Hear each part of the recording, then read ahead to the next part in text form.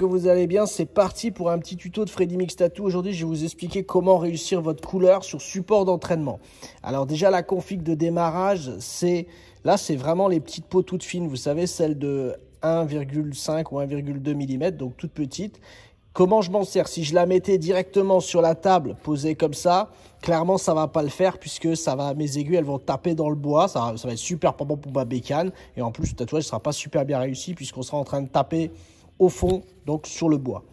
Alors, ce que vous faites, c'est que vous récupérez soit une ancienne peau, mais les grosses, et vous posez, vous l'empilez dessus. C'est meilleur pour les vibrations. Vous allez voir tout de suite quand vous allez le faire, vous allez voir votre peau, ça va beaucoup mieux vibrer, ça va beaucoup mieux rentrer dedans. Donc, vous les superposez une au-dessus de l'autre. Comme ça, vous serez à l'aise pour pouvoir bosser.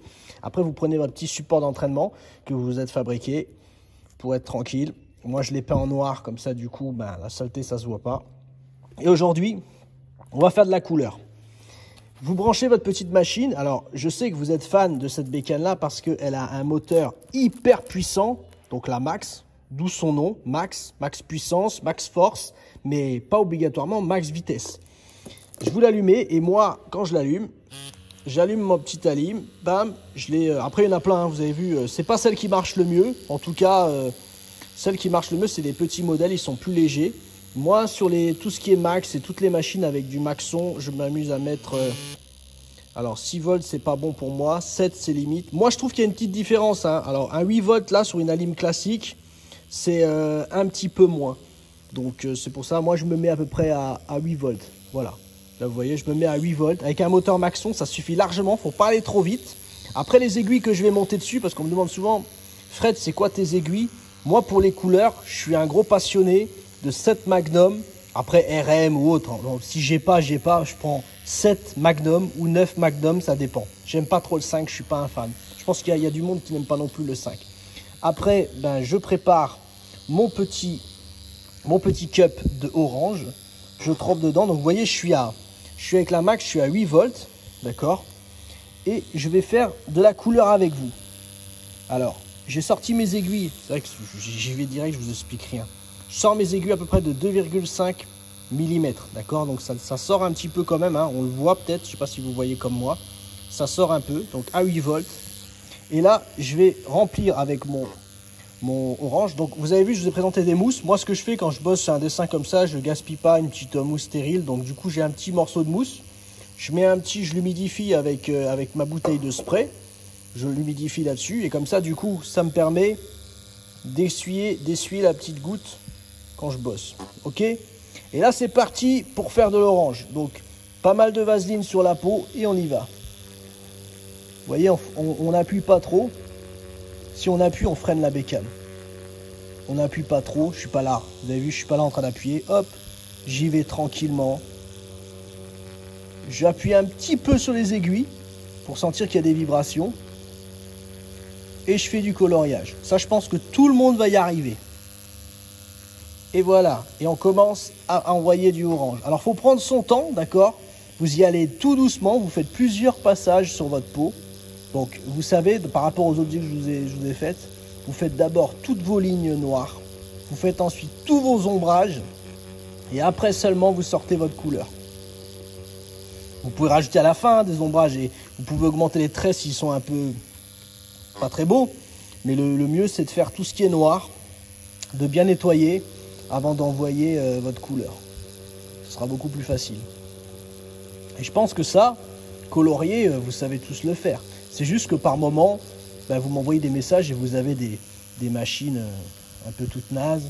Vous avez parfois des encres que vous achetez aussi toutes nazes. Prenez-vous des encres qui tiennent la route, avec du vrai pigment dedans, quelque chose de bien.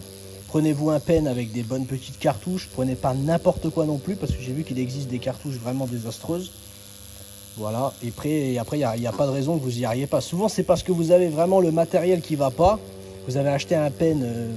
vous n'y connaissez rien, alors c'est pas de votre faute, mais vous trouvez par exemple sur des sites bidons des pens à 25-30 euros. Et du coup, il n'y a ni un moteur Maxon, ni un moteur Faulhaber. Il n'y a rien dedans en fait. C'est même pas. C'est un pen qui a que de la vitesse. Alors certes, pour faire des ombrages, ça marche très bien hein, avec un pen comme ça. Le problème, c'est que pour rentrer des couleurs, pour rentrer des traits et aligner propre, il vous faut vraiment un moteur, surtout avec les pennes.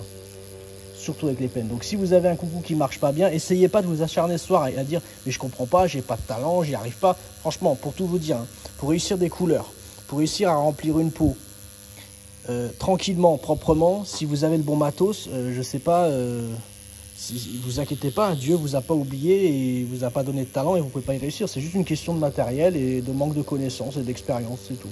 Mais il n'y a rien de particulier. Là, si vous êtes avec moi en ce moment et je vous donne ma bécane, qu'est-ce que je fais de plus que vous?